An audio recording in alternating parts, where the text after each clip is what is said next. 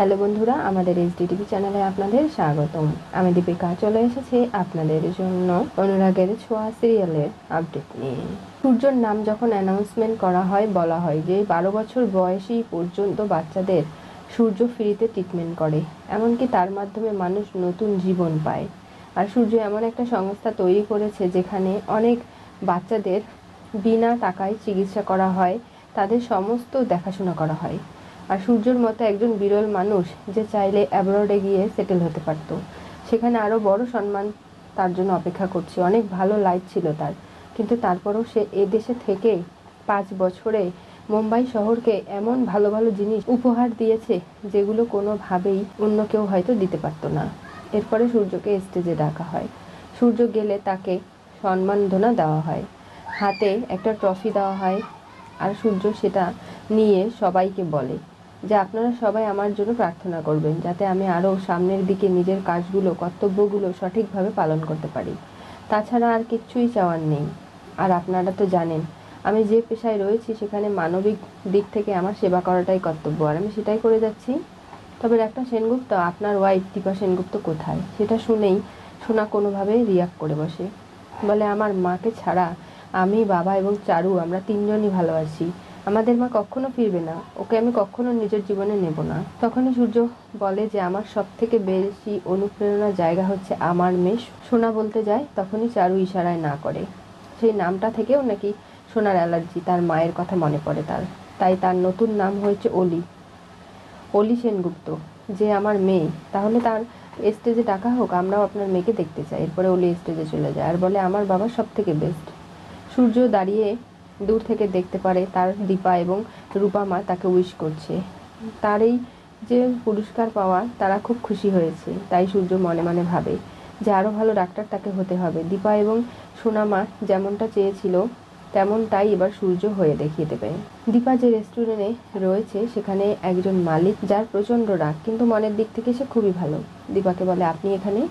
Sir, এটা একটা বাঙালি restaurant, আমি ভেবেছি এখানে এলে আমি সাহায্য পাবো। আমাকে দেখে কি মনে হয়, বোকা? আর আপনি ভিখারির মতো এখানে ভিক্ষা কেন করছেন? আপনি ভুল করছেন স্যার। আমি যখন ট্রেন থেকে নামলাম তারপরে আমার সঙ্গে এই মুম্বাই শহরে অনেক কিছু ঘটে গেল। আমাকে ঠকিয়ে ট্যাক্সি ড্রাইভার 3000 টাকা নিয়ে গেছে। এরপরে আমার কাছে টাকা ছিল না। আমার ব্যাগ ছিনতাইকারীরা টেনে হিঁচড়ে ছিনতাই করে নিয়ে গেছে। এরপরেও আমি থেমে থাকিনি। এখানে আমি নাচ গান করে 500 টাকা রোজগার করেছিলাম। তারপরে এখানে আমি টাকা দিয়ে খাবার খেয়েছি। আমি এসেছি শুধু আপনার কাছ থেকে একটু সাহায্যের আশায়। কী সাহায্য? এখানে যে সে ঢুকে আসতে পারে না, এখানে টেবিল বুক করে আসতে হয় আগে থেকে, সেটা নিশ্চয়ই আপনার জানা আছে। আর আপনি এখানে এসে ভিক্ষা চাইলে আমি দিয়ে দেবো না? আমি জানি যে আপনি শুধুমাত্র 1700 টাকা পকেটে নিয়ে এই মুম্বাই শহরে এসেছিলেন, তারপরে লড়াই করে নিজের জায়গাটা পাকাপোক্ত করেছেন। তাহলে আপনি আমাকে একটা সুযোগ দিন না স্যার, যাতে আমিও নিজের জায়গাটা পাকা করতে পারি। তার মানে কি আপনি কোনো না কোনো সময় আমার জায়গাটা আসতে পারবেন, এটা আপনি বিশ্বাস করেন? হ্যাঁ, কারণ একটা মেয়ে চাইলে সব কিছুই পারে, নিজের সততা, নিজের পরিশ্রম দিয়ে। কেন পারবে না? তাই বুঝি? আপনি বেরিয়ে যান এখান থেকে। স্যার, আপনার সঙ্গে আমার আরও কথা আছে। আপনি শুনলেন না তো কথাগুলো? শুনুন। আপনি কি কি কাজ পারেন? আমি রান্না করতে পারি, বাচ্চা সামলেছি, আমি সংসারী, আমার 2টো বাচ্চা মেয়েও রয়েছে। তাহলে আপনি এখানে একলা আসলেন? ভাগ্যের পরিক্রমায় আমাকে এখানে আসতে বাধ্য হতে হয়েছে।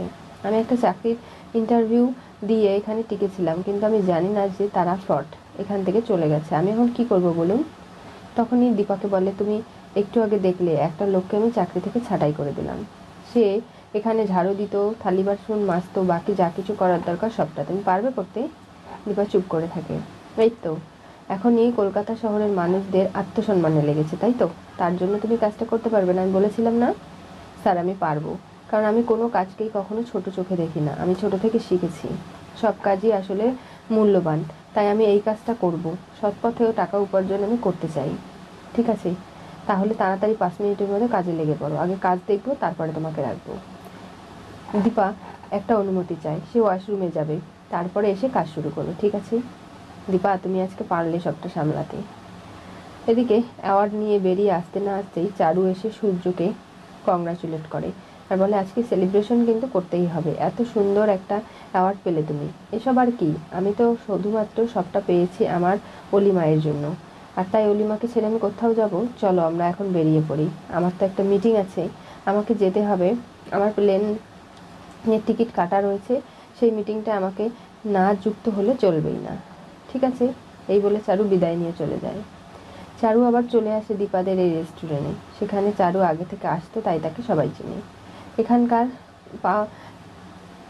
কড়াইশুঁটির কচুরি খুব পছন্দ, আর সে এখানে এসে সেটা অর্ডার করে দেয়। এরপরে দীপাকে নানাভাবে রান্নার কাজে সাহায্য করতে দেখে সবাই খুব খুশি হয়ে যায়। কিন্তু যখন রান্না হচ্ছিল দীপা বলে লবণটা হয়তো কম হয়েছে। সে টেস্ট করে দেখতে পারে, সত্যি তো লবণ ঠিক হলে তরকারির রং, স্বাদ, ঘ্রাণ অন্যরকম হয়। তুমি আজ থেকে আমার দিদি, তুমি আমাকে যা বাঁচান বাঁচালে, না হলে স্যার আমাদের একদম অবস্থা খারাপ করে দিত।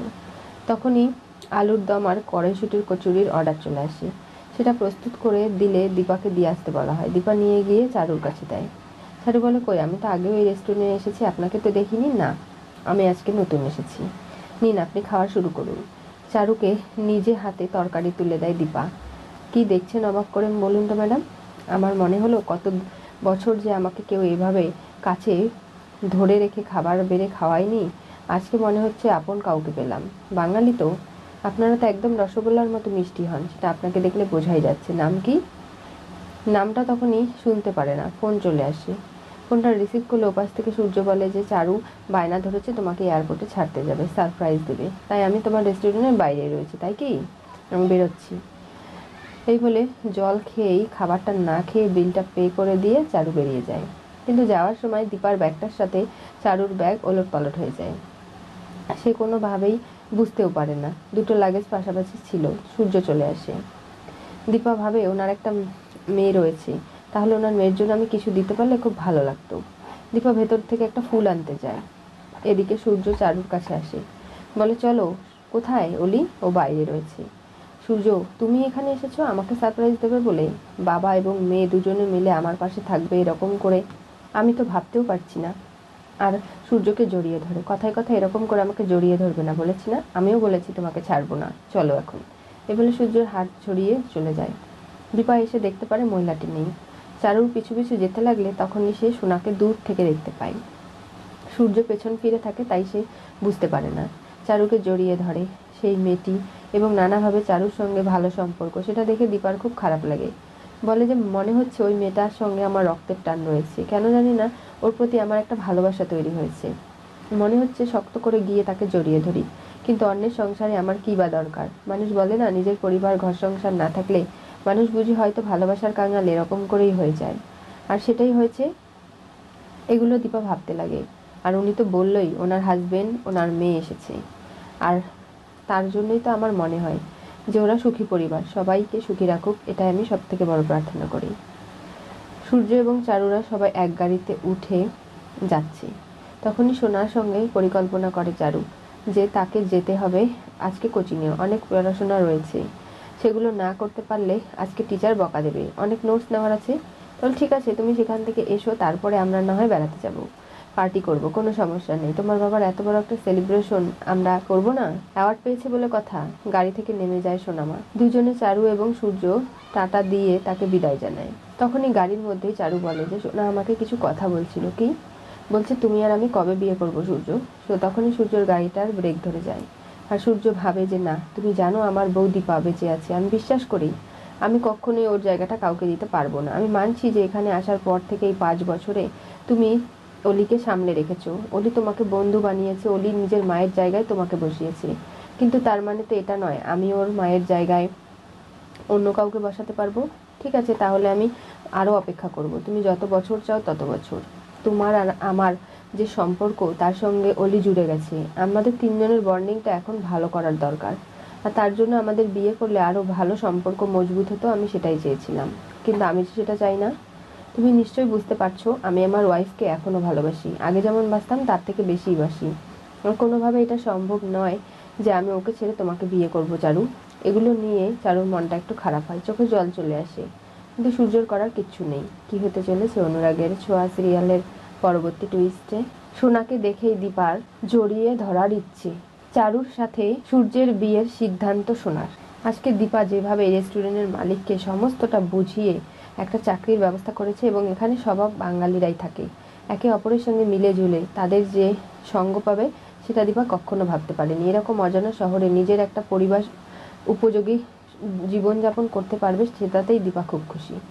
এদিকে উর্মি তার মায়ের কাছে আসে এবং জানতে পারে দীপার খোঁজ পেয়েছে তার মা, ফোন নাম্বারও রয়েছে, কিন্তু সেই নাম্বারে ফোন করলে ফোনটা বন্ধ দেখাচ্ছে। এই নিয়ে উর্মির মাও খুব চিন্তিত। দীপা ওই বাড়ি থেকে সেনগুপ্ত বেরিয়ে যাওয়ার পর থেকে বাড়িটা একেবারেই ফাঁকা হয়ে গেছে, কেউ নেই, সবাই যে যার মতো সেটেল হয়ে গেছে। আর জয়ও এখন ব্যবসার কাজে হাল ধরেছে। লাবণ্য সেনগুপ্ত এখনও সেই কোমাতেই রয়েছে, কোনোভাবে ঠিক হয়নি, আর তার সঙ্গে তার স্বামী প্রবীর রয়েছে। তাই উর্মি সিদ্ধান্ত নেয় তার ছেলেকে বীরকে নিয়ে এসে এখানে কয়েকটা দিন কাটিয়ে যাবে। কিন্তু তারপরেও উর্মির মায়ের কোনো চিন্তা, দুশ্চিন্তা, হতাশা যে রয়েছে সেটা সে বুঝতে পারছে। তাই দীপার খোঁজ সে বের করেই ছাড়বে। জানতে চোখ রাখতে হবে আমাদের চ্যানেলে। পাশে থাকা বেল আইকনটি অবশ্যই করে ক্লিক করুন।